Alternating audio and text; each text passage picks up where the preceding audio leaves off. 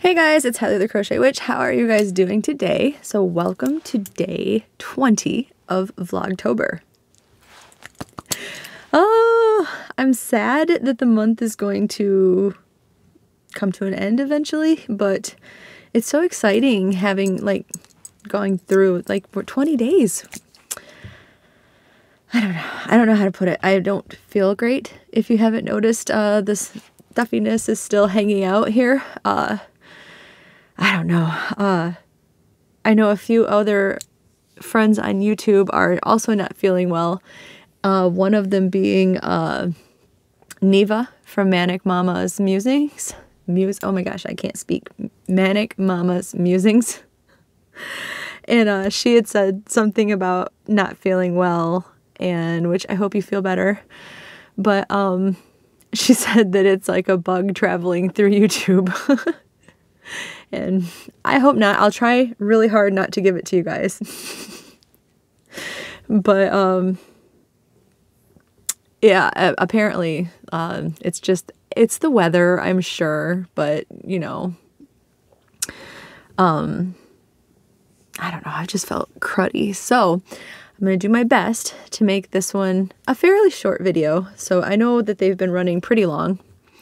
I still have everything to do, but I'm gonna creepy story time is gonna be, it's one of those things that I could talk a long time about, and there is a lot of information to talk about, but I'm going to just kind of briefly talk about it, because I don't know what a big fan of the subject that YouTube might be, and B, because when I do start my crochet and crime videos, when next year starts, it's a topic that I want to cover, and I want to cover it in as much detail as possible. So yes, I am only kind of glancing through, but I'm kind of basically warming you up for it, right? Hopefully getting you guys interested if you haven't heard about it, and then we'll get into a much deeper dive later on, because it's a true story. I'll just tell you that. And it's sad and heartbreaking and horrifying at the same time. And there's a lot that should be said about it. So we'll get into that in another, in an episode of Crochet and Crime. But I do definitely want to, like I said, warm you guys up to it, because it's a crazy story. And it's a crazy story in, for those of us in America, in part of our history, American history. It's crazy. But enough about it at the moment. First, we're going to start out with one of our Monster Ball prizes. You guys who have been around for Vlogtober are already familiar with what these are. They're just little quarter machine type of prizes. And we have a Halloween one. I think there's only 2 Halloween ones left. But these are literally from the movie Halloween. Halloween 2. Actually, let's see. Oh, yes. It's a little bit bent. Can you see how curved that is? But this is a magnet, and it's Michael. Let me open it. I was going to try to avoid the crinkly paper, but can't really see it with it reflecting that well. Excuse me, sorry. There. Look at that. It's Michael. Love it. Michael, and the mask is crying blood. That will go on my fridge with my mummy, as long as it'll stick, since it's bent. The mummy one wasn't bent, so this one just got a bum wrap, I guess.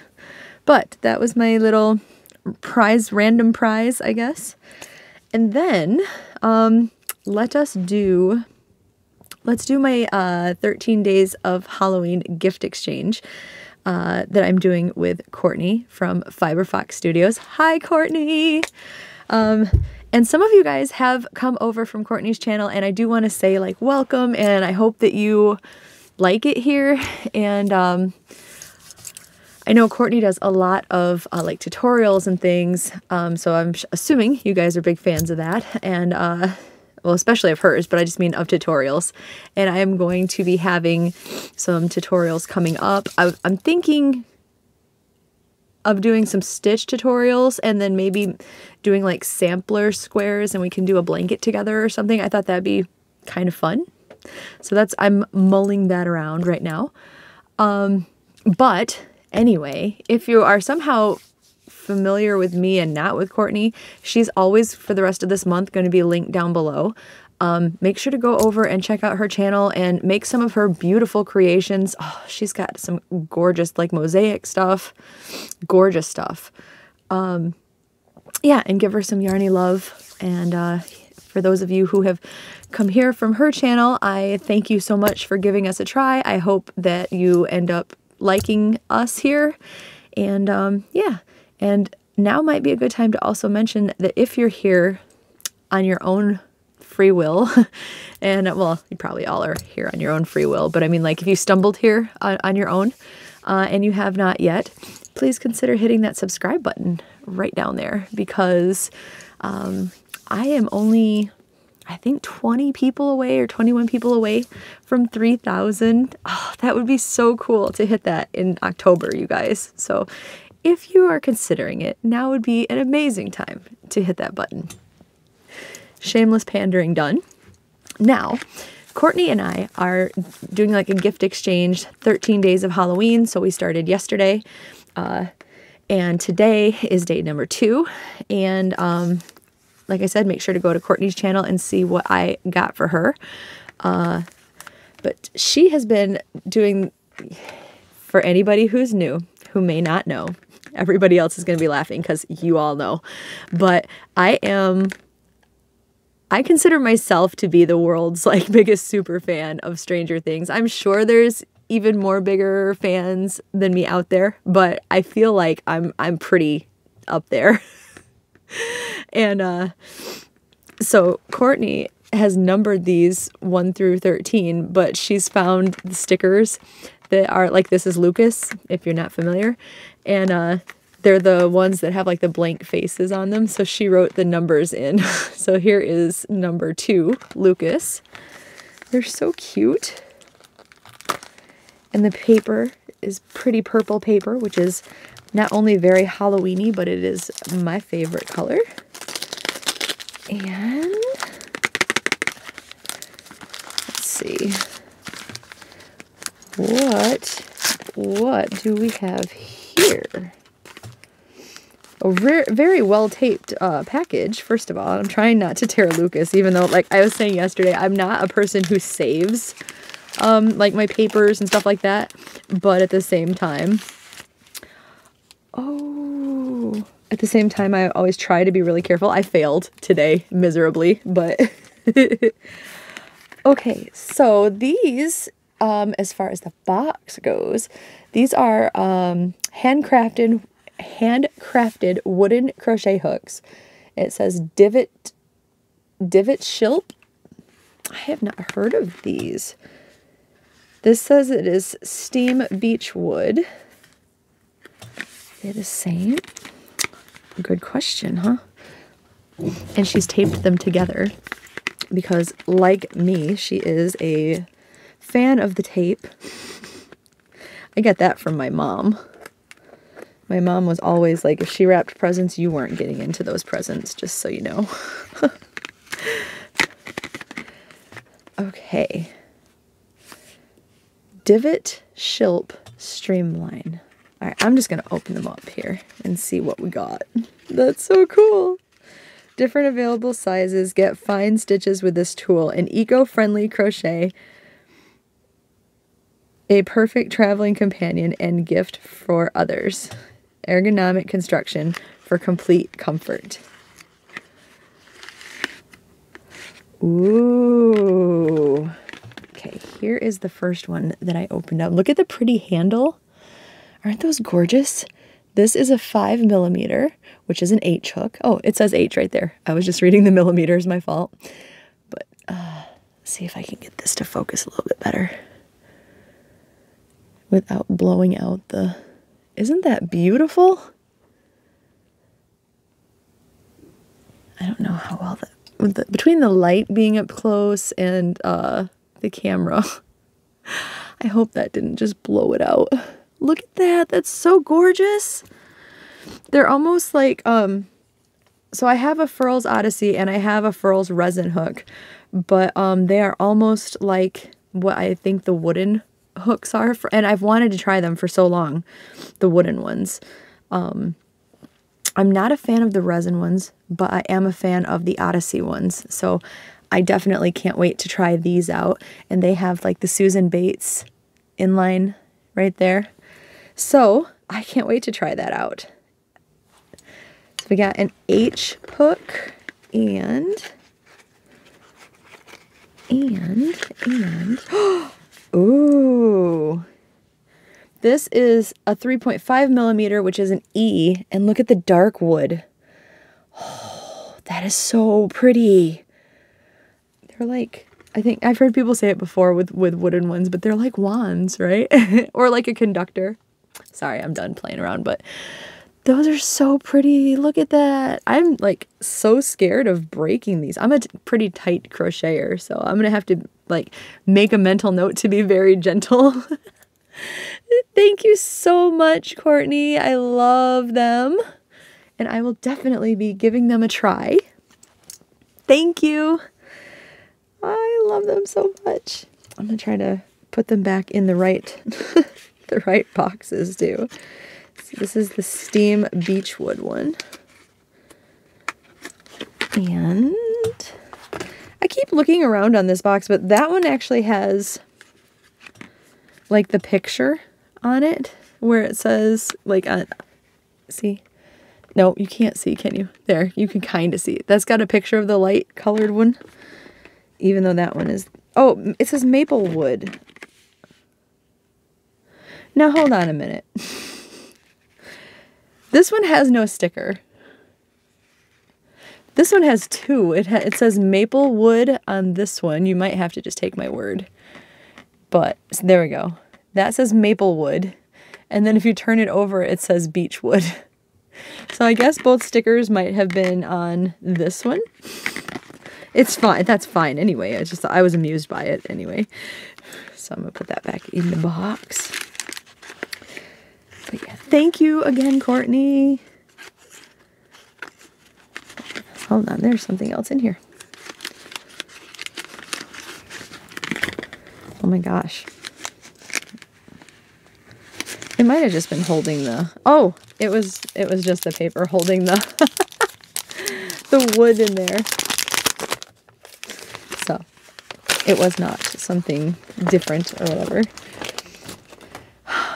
Anyway. Thank you. Thank you again, Courtney. I love them. Oh, I could do a review on these, you guys. Maybe I will. Maybe I will, actually. So. Once again, if you're interested in them, they are the Divot, D-I-V-I-T, S-H-I-L-P, Divot Shilp Streamline.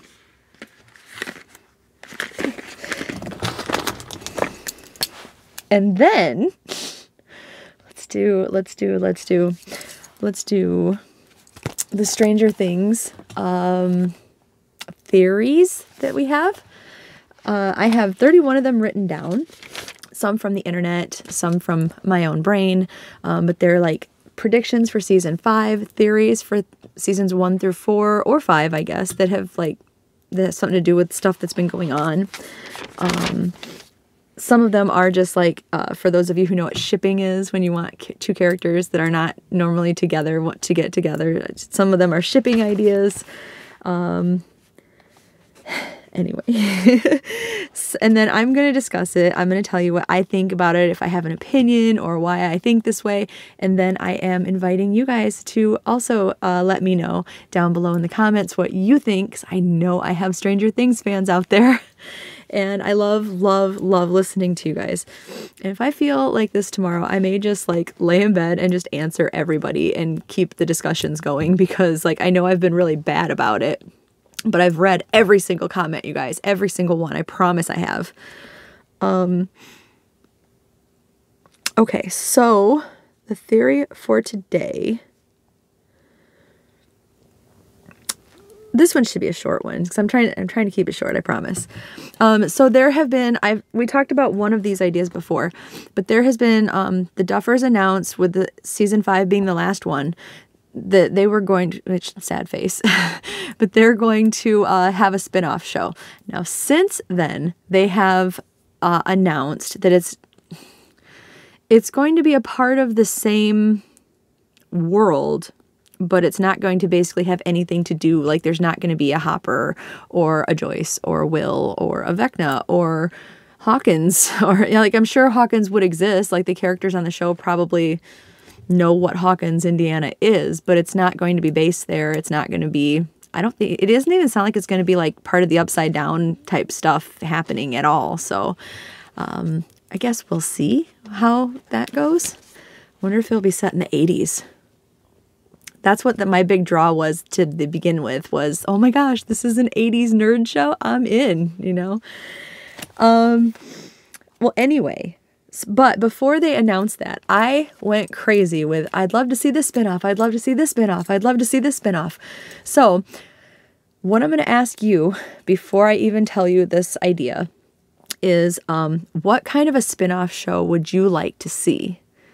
Given the Stranger Things, like it could be like past tense of the Stranger Thing timeline. It could be something in the future. It could be like a side project. Is there something that you would like to see? Like the last time when we talked about this, I talked about Steve and Robin having like their own detective agency.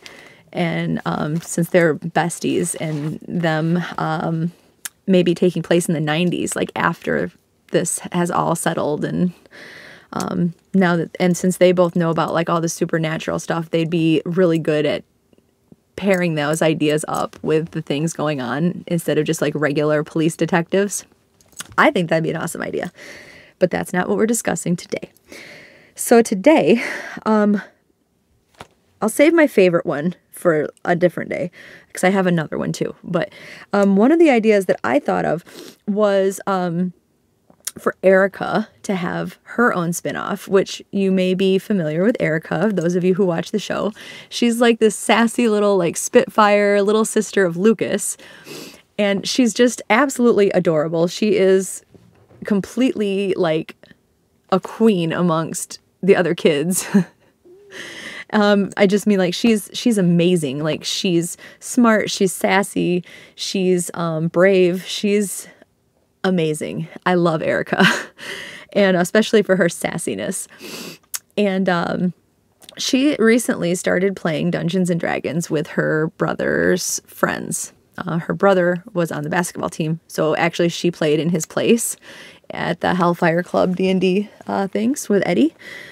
And she ended up being so brave. Like, she defended Eddie when, like, the rest of the town started turning against him. She defended him until the very end. She was just, I love Erica. But anyway, I digress. She started the D&D adventures. There is a comic, like a graphic novel, that's just a one-shot. It's not like usually they do like sets with 4 comics in. And this is just a one-shot of the Erica adventure.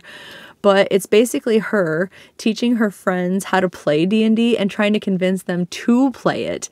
And then, like, since it's a graphic novel, it's not really hindered by real life costuming and stuff.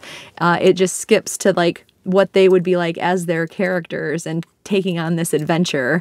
And like the adventure in part of it was literally just the girls trying to sneak into this old lady neighbor's house to get a bird that had escaped from Erica's house, or Erica's friend's house. And but then it made it into a whole D&D adventure, like in the cartoon sense, right? But I thought, like, how cool would it be if there was a whole spin-off that was just like crazy, like, fantasy adventures starring Erica and her friends, or Erica and the Stranger Things kids, or Erica and Hopper. Well, Hopper wasn't playing D&D with them. I meant Eddie. Sorry. I'm getting my fangirling mixed up here. But Erica could, like, she was starting to be the DM in the comic books, the Dungeon Master. So she could be like the lead storyteller, Dungeon Master in this spinoff. And each show would be like a new adventure. I don't know. I love that. It could even be a cartoon. They could do like a Saturday morning cartoon. But I think that would be so cool. I don't know, maybe I'm alone there. I haven't heard anybody else like say that they like that idea before, but I think it would be adorable, and I would love to see more focus on Erica, and like, cause she's such a good, wholesome kid, even though she's got like this sassy, back-talking exterior. I don't know. I love the Sinclairs to begin with. Like, I feel like Mr. and Mrs. Sinclair just absolutely raised their children right. Lucas is a gem of a kid. The way he stands up for Max and tries to help her and rescue her and defends his friends. And same with like Erica. She's so brave, even though she's really like sassy and tries to make people think she just doesn't care, or comes off as, you know, like kind of bratty or whatever. She is super brave and she's super wonderful. And like, I feel like the Sinclair family is like this hidden treasure of Hawkins, right? Like, I love them so much.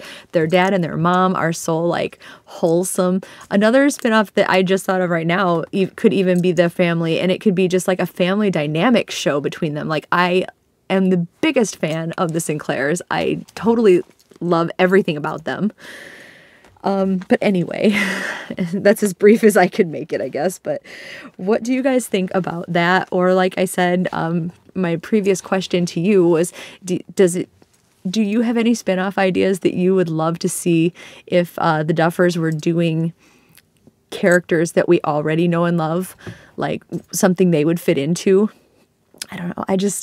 I love it. I love the thought of the Erica thing. Not just because I thought of it. If somebody else had thought of it, I would have still been like, yeah, this is the best idea ever. Excuse me. Sorry, that was probably really loud. I'm sorry. But that was my Stranger Things theory for the day. Then, two more things we're going to get through, guys. I had bought an advent calendar, which I did find the link to her shop. The actual calendar is no longer available because it has already long since shipped out by now. And they had taken down, like Etsy had taken down even the previous purchase thing. I can't even click on it and get to it anymore. I can just see the name of it on my purchase history. But I did get in contact with her also. And like I said, I am linking her Etsy store down below because she has a lot of like hand-dyed yarns and kits and clubs, and her stuff's beautiful. But she did tell me, because I asked her about if she was like, if she had a Facebook group, or if she was just anywhere announcing like the inspiration, whether it be a picture or a name to name the yarn. And for this one, or for the Christmas one that I have, which I know I said I would answer you guys' comments maybe tomorrow, well today, I guess, while I'm home and getting to be sick, I guess, and rest for the day.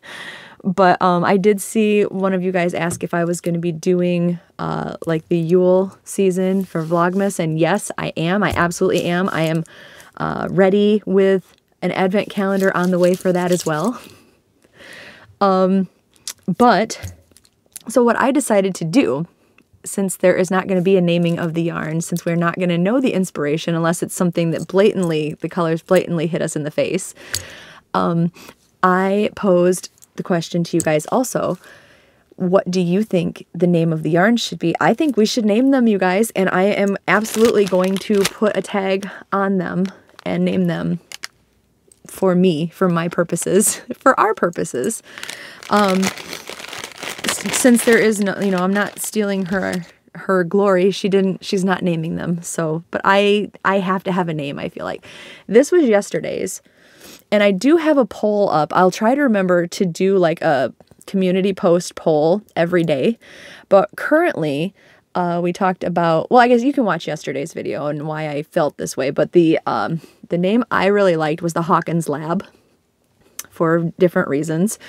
And a lot of you guys do seem to like that. It's currently the winning vote. So, and if you have another name suggestion, I ask that you vote for other and leave your name suggestion in the comments.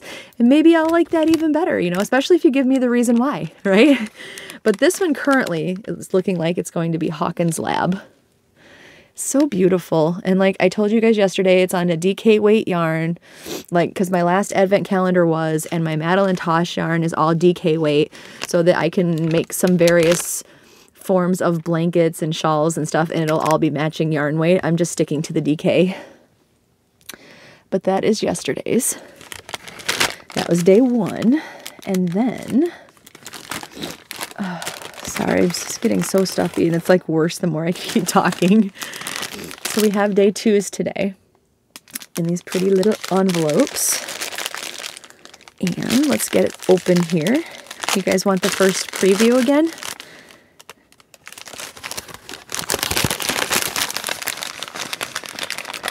Here we are. Am I gonna like it? Ooh. Here is the yarn. Oh my gosh. This reminds me of one of the ones that, it's not the exact, but it reminds me a lot of one of the ones that I got last year for my Christmas Stranger Things advent calendar. And that one was the colorway Jonathan, but it had like the blues and the oranges, and it was like a cream color with it. But this one is so pretty. Gosh, you guys. The first thing that came to mind, fully honestly, was the Detroit Tigers. But they're my baseball team, you know. But Stranger Things wise, it's got these great 70s looking colors, right? Like the blue and the orange striped with it's mixing into like a tannish brown over here. So I'm thinking definitely something like 70s-ish. Oh, I almost knocked it on the floor. my basket almost went toppling. Anyway, sorry. I'm thinking something 70s looking. Like this could also be Jonathan if we just went by last year's colors, and that was a different yarn dyer and everything. So they're not connected. What other names or colors would you suggest? Let's see. I could see this being just the Buyers family, basically, because they have like a lot of, it was the 80s, so like the new stuff of the time would be stuff from the 80s, but they had a lot of like hand-me-down stuff that you just knew was from like the 60s and 70s, between like their clothes, their furniture, just everything, because, you know, Joyce was a single mom of 2 boys trying to, you know, make it on her own and support them. And she was doing a great job, but she obviously didn't have like the bougie things that were brand new like the Wheelers did, or even like Dustin's mom, because they had, you know, the bigger TV was mentioned that they had. And she has a pretty nice, judging by the house that you've seen, she has a pretty nice house and everything. And Joyce's house just wasn't like that. It was the older, more eclectic. So I could see this being like the Buyers family, depending on what other yarns we get. If there was a separate like entity of, you know, one could be Joyce, one could be Will, one could be Jonathan, but I don't know. Do you guys see something different in this yarn as far as Stranger Things goes? I am definitely open to suggestion. I might in the poll put like the Buyers family. Oh no, I unraveled it or unwrapped it. Let's twist that back up at least a little bit. I mean, I'm going to be putting all of these into yarn balls and to work with them, but yeah, I'll retwist it a little bit better later. But I just want to make sure I give you guys a good look at it. So yeah, what other names do you think? Like I said, I'll probably put the Buyers family in there as a suggestion, but if you have a different idea, let me know for sure, and I will maybe make that a choice in the comment or in the poll. Like when I wake up, I'll take a look and see if you guys have suggested anything, and we'll go from there. How does that sound? Yeah, let me know, 'cause I love it. I think it's beautiful. I just don't know what the inspiration might be from. So help a girl out. So that's number 2 yarn. So we have that. And then the last thing, I'm actually going to stop the video and then restart it so that my voice doesn't get all wonky. Okay, sorry. I wanted everything to line up. So I did tell you that, yes, I have creepy story time, but in the interest of trying to keep it fairly short, because I couldn't, it's also like 4 in the morning. I had a late getting home time from work tonight, and it's 4 in the morning. I don't feel that great. Damon's going to make dinner, but I need to have a chat with you guys first. I didn't need to, but I can have the video uploading then and then go to bed. So, and those are my plans for the night, is like basically dinner and bed. So there will be a longer video of this. Like I said, this is just kind of like a appetizer to see if you guys have heard of this before, to see if you're interested in it, to see if you want to know more about it. Let me know. But today, I'm talking to you about another real event that happened in our history. And like I already had said at the beginning of this video, it's really sad, tragic, unfortunate, as most stories, I suppose, that make it through to us nowadays. We don't hear about a lot of the happy ones compared to a lot of the really like misfortunate ones, right? But this happened during the pioneer days, and it involves the Donner Party. Have you guys heard of the Donner Party? Briefly, it was when pioneers were settled, being invited to, or asked, or it was just the idea of the time, basically, to go west to settle in like California and, surrounding states. It was a new exciting thing. I can't remember for sure, but I'm sure the gold rush was happening then too, in the mid 1800s, right? And the Donner Party, which consisted of more than just the Donner family, because when you went and traveled to the West, you had usually multiple people, multiple families, safety in numbers kind of thing, because you are going across, wilderness country. There were, people were still scared of like the Native Americans then. There were wild animals. There was inclement weather, as you'll see. There was, I'm sure that there was also like crime and everything. Like, if you're a single family or even 2 single families going down this Oregon Trail, I'm sure like you're camped out and there's probably bad people that I would imagine. I mean, that's not part of the story, but I'm sure there are dangers from like humans also. So safety in numbers, they had like multiple families, and each family had multiple members. So it was a large group, what I would think would be a large group, start out in Independence, Missouri in the spring of 1846.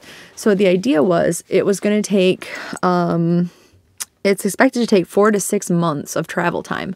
And they wanted to make it through the mountain, like through the desert, through the mountains, through another desert, I think, and more sets of mountains, just basically all these different terrains before cold weather hit. Because yeah, California is known for being warm, but not in Northern California necessarily, right? And also I'm sure they didn't know exactly what they were heading into, because it was like the new pioneer era. And just you want to get in and settled, before wintertime hits, right? Because winter is like the scary time, especially like back then. So it was expected to take 4 to 6 months. They started out in the spring, so they should have been there before like winter weather was hitting. But in lieu of getting there quickly, because they had already had some setbacks, just some minor like inconvenience, like, oh, that kind of sucks, kind of setbacks at first, like maybe like a wagon wheel broke, so they had to spend the day fixing that so they didn't leave people behind, or this or that happened, somebody got sick so they slowed down the party, or different things happened that kind of just, oh, that sucks kind of stuff. So they had heard about this new area to travel. Instead of just taking the Oregon Trail and some other trails that branched off of it that were like at this point at least well known and widely used, they decided to try a new route called the Hastings Cutoff, which I believe the guy that made it that made the announcement that it was a new trail. He gave some directions, and then as you hit different spots in the trail, you should have seen basically a message that he left behind saying like, okay, we're blazing this trail now, like head down here and we're going to be taking, you know, a left or whatever, you know, bypass this well-known trail and go this way. So he's giving directions. Well, as you may imagine, like that gave me like a bad, I would have just stuck with the tried and true, you know, especially since everything was so new back then, direction-wise and everything. I would have just stuck with the tried and true pathways and stuff, but I'm cautious like that, I guess. But I understand they were trying, you know, like we're already falling behind. This is a decision that we're going to make. It should shave off the time so we can make up time. I do get why they did it. And hindsight's always 20/20. Like it's easy for me to go, I wouldn't have done that. I would have went down this trail, but maybe facing the danger of staying out in the wintertime like that, maybe I would have picked the other way too. You know, who knows? Who knows really, unless it's happening, right? But regardless, they decided to try this Hastings cutoff, which bypassed more well-known trails and stretched over the great, like what is now the Great Salt Lake Desert in Utah, which wasn't a normal place for them to travel through, even back then. It was a tougher going route, and it resulted in the loss of a lot of the cattle that they had taken with them, and the like oxen and cows and everything. A lot of the wagons broke or got stuck. I remember there was talk about them going through like a lot of like muddy area, and the wagon wheels would just sink and get stuck in the swampy area or whatever, the wetland. So they had like as far as like casualties for animals and livestock and wagons, they had their casualty number was pretty high. So that slowed them down even more than the beginning. Some of the families were not getting along and couldn't decide on what was the best thing to do. So obviously all the arguing was slowing them down too, because you have to have a unanimous decision. You're all out here relying on each other, right? So that slowed them down. The momentum, it was getting the party down in the dumps, kind of. So they were still traveling by November, and that's when they reached the Sierra Nevada. But they should have already been coming into California, settling into their houses, safety, you know, in the safe zone, but they weren't. They were in Nevada still. Traveling up into the mountain range that was going to begin their last leg, I believe, of like mountainous terrain and stuff.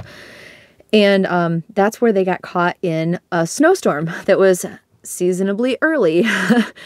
And their supplies were already starting to run low because they should have already been in California by then. So they didn't bring like, oh, let's bring 3 extra months worth of food or, you know, whatnot. Plus they had left some wagons behind, and I'm sure those were carrying supplies, and it was just bad luck, bad misfortune all the way around.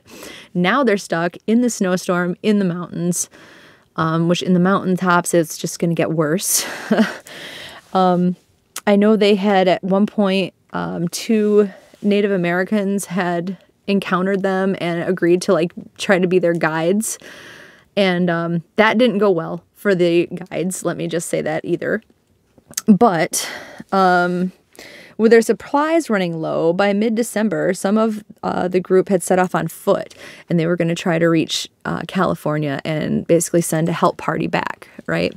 A rescue mission. And that party that left in November didn't make it to California even until 4 months later in February of 1947. So all the while that these people were gone, the original people back at the camp, as you can imagine, were already at each other's throats. They're unsettled, they're upset, they're not getting along, they're questioning whether these people have even made it, because now it's been month after month after month, and their supplies that were already running low are basically out. They had super makeshift tents and stuff like that. Like they didn't really make any houses. They weren't planning to settle there. They kind of had what it seemed to be described to me as, like, it didn't say they were like teepees or anything like that, but that's kind of how it sounded. They didn't have like doors, windows and stuff. They just had like a slit for people to get in and out. It just wasn't a comfortable arrangement in any way. There was no comfort. It was miserable, I'm sure. Plus there was the cold, the hunger. They talked about the really sad part about like the kids being affected, obviously. Kids are not used to going hungry and having all these hardships. Even if you're used to it being hard, kids aren't used to, you know, and shouldn't have to ever be used to things like that. So they were finding it particularly hard. It's usually the young and the old, right, that suffer the most, usually. So 87 members had started out the journey to begin with. There were a few casualties before they even reached like getting stuck in the mud and things like that, because like somebody had gotten sick, somebody had died of exposure. It was just part of the bad luck to begin with. They had some casualties there too, but I think that was only 5 casualties out of the 87 people. And it ended up being 90 after they picked up somebody and they had the 2 Native American guides. So 90 altogether. 48 people ended up surviving the entire ordeal. And that was with some of the party or most of the party that left to go get rescued, get rescuers and bring them back. Most of them died along the way also. But back at camp, as you may imagine, things started getting really scarce, really bad. I think if I understood what I was reading well enough, because I was trying to hurry to get this information to you guys, but I believe they started like kind of bartering amongst themselves, even though like you're all stuck in the same situation. Why are you trying to make profit still, right? But one of the families had some oxen left, and one of their oxen had starved to death. It was dead.